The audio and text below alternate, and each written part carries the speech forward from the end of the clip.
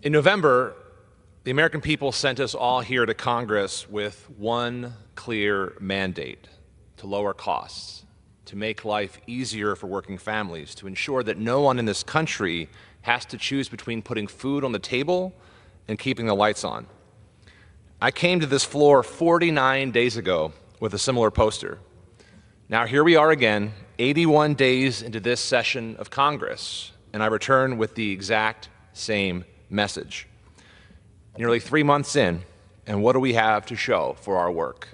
Not one vote, not one serious effort from Republican leadership of this House to tackle rising costs for struggling families.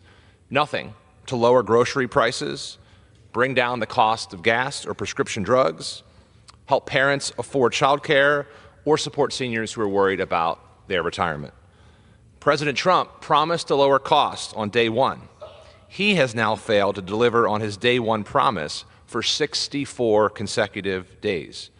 Making matters worse, costs are anything but lower. Instead, the reality is grocery prices are rising, inflation is up, and the stock market is unstable. In fact, rather than lowering costs, the Trump administration is actively promoting policies that are poised to drive up costs even higher.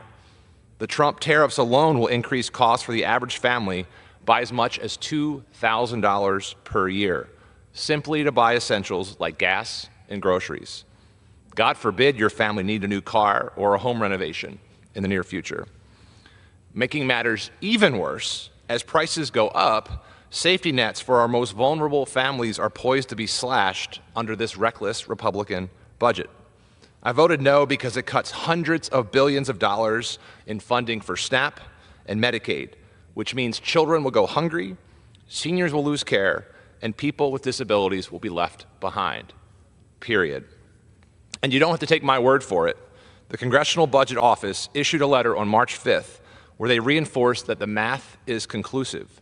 Major cuts are the only way to meet the requirements of the Republican House budget resolution. The American people are tired of the political theater.